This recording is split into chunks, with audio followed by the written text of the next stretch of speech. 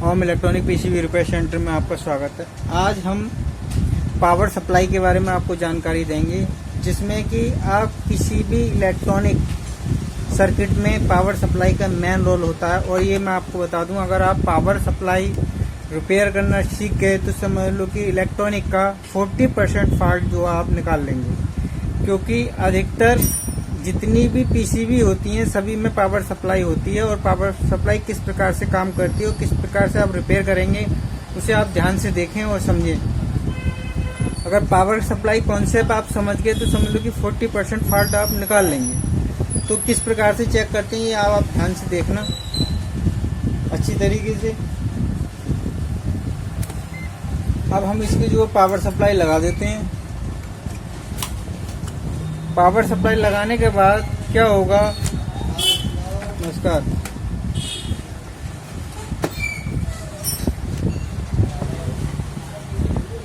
Power supply लगाने के बाद क्या होगा, सबसे पहले हम मेन वीसीसी चेक करेंगे। इसकी मेन सप्लाई 244 आ रही है हमारी। फिर हम इसके जो है 330 वोल्ट चेक करेंगे, 340 वोल्ट हमारे आ रहे हैं। और उसके बाद क्या चेक करेंगे, हम इसका आउटपुट चेक करेंगे। तो आउटपुट में क्या करेंगे कि हम सप्लाइयाँ चेक करेंगे। ये सप्लाई नहीं आ रही है हमारी, ये सप्लाई भी हमारी कम आ रही है, यानी कि 11 वोल्ट दिखा रही है, जबकि यहाँ पे 23-24 वोल्ट होने चाहिए। और ये जो हमारी जो 3.3 वोल्ट की सप्लाई है, ये भी हमारी 2.1 वोल्ट आ रही है। तो यानी कि हमारी सप्लाई जो है इस समय ड्रॉप हो रही है। तो ड्रॉप हो रही है और ड्रॉप हो रही है तो इसे जो हम चेक करेंगे कि ड्रॉप क्यों हो रही है। तो इसकी हम पावर सप्लाई निकाल लेंगे। इसके डायोड चेक करते हैं कि इसमें कोई डायोड तो खराब नहीं है। अब ये डायोड लगा हुआ है, एक डायोड ये लगा हुआ है, देखो ये एक डायोड, ये जो हमारा शॉर्ट बता रहा है। तो इस डायोड को बाद में बदल देंगे और डायोड चेक कर लेते हैं हम। और डायोड बिल्कुल, ये जो मैं कैपेसिटर शुरू कर देता हूँ और डायोड हमारी जो है ठीक बता रहा है। तो हमारा ये डायोड हमारा खराब है। ये डायोड को हम चेंज करेंगे। तो ये आपको मैं बताता हूँ कि किस प्रकार से इसकी आप स्टेप बाय स्टेप समझते रहें और जो है पीसीबी को आप पावर सप्लाई को आसानी से रिपेयर कर देंगे। मैं आपको सारे स्टेप बता दूंगा आज कि किस प्रकार से पीसीबी रिपेयर होती है।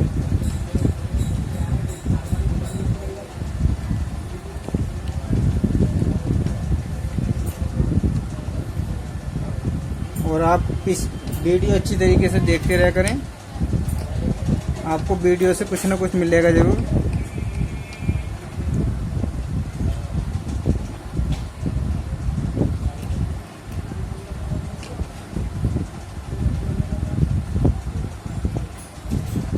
और मैं एक आपको फार्मूला बताऊंगा कि कभी कभी क्या होता है कि सप्लाई कम बढ़ती होती है तो पता नहीं चल पाता है कि हमारे फीडबैक की दिक्कत है या हमारी आईसी की दिक्कत है। तो मैं उसके लिए आपको एक फार्मूला बताऊंगा, जिससे कि आप इसकी फीडबैक चेक कर लेंगे आसानी से और आईसी का भी पता चल जाएगा कि हमारी कहाँ पर दिक्कत है।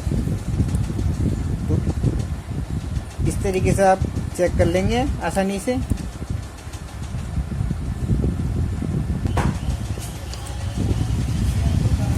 डायोड पर अच्छी तरीके से सोल्डिंग करेंगे, पेस्ट लगाकर।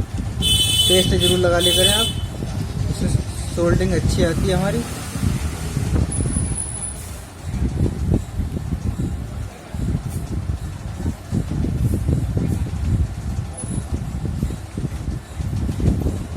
अब हम पावर सप्लाई लगा के चेक करते हैं कि हमारी सप्लाई बनी या नहीं बनी।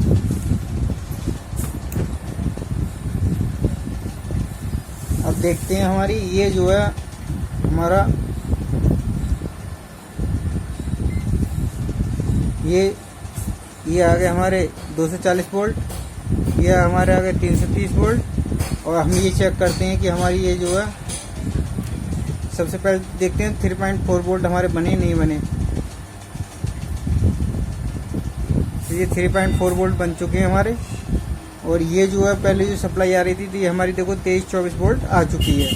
ये जो हमारी 15 वोल्ट के समथिंग होती है, तो ये भी हमारी ओके हो चुकी है। तो हमारी ये पावर सप्लाई बिल्कुल ओके हो चुकी है। अब मैं बता रहा हूँ कि इसे चेक करने का कि हमारी आईसी खराब है या हमारे फीडबैक में दिक्कत है। तो उसके लिए आपको क्या करना है मैं बता रहा हूँ। ये आप ग्राउंड से ले लें और ये जो है इसके रेफरेंस पे जो TL431 होता है उसके रेफरेंस पे जो हमारा होता है कि 2.5 वोल्ट होता है। तो 2.5 वोल्ट होने के बाद ये जो हमारा 2.5 वोल्ट है उसके बाद क्या होगा कि हमारे अप टू कपलर पर जो होती है एनोड और कैथोड पे चेक करेंगे तो हमारे 1 वोल्ट समथिंग आएगा। तो ये जो है यहाँ तक जो है सब कुछ ओके है। फिर उसके बाद क्या होगा कि ये जो हमारी यहाँ पर भी ये इधर की जो सप्लाई है वो जो है डाइवर्ट होनी शुरू हो जाएगी आईसी के लिए। तो ये आईसी को जो फीडबैक मिलता रहेगा अच्छे तरीके से।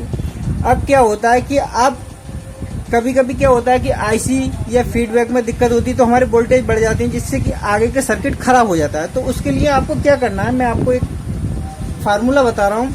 इसको जो है हम ऑफ कर लेंगे। ऑफ करने के बाद क्या होगा कि हम जो है एक अलग से, क्योंकि ये जो हमारा फीडबैक बना हुआ है इसमें ये हमारा जो है 3.3 वोल्ट से बना हुआ है। एक रेजिस्टेंस ये लगी हुई है, एक ग्राउंड से हमारी रेजिस्टेंस ये लगी हुई है।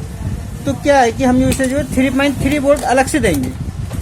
तो 3.3 वोल्ट किस प्रकार से देंगे मैं बता रहा हूँ। ये जो है हमारा ग्राउंड है ये, और ये जो है ये हमारी पावर सप्लाई है, उससे हमने जो है इसे 3.3 वोल्ट दे दिया। तो अब इसे किस प्रकार से चेक करेंगे देखो, आप देखो ध्यान से।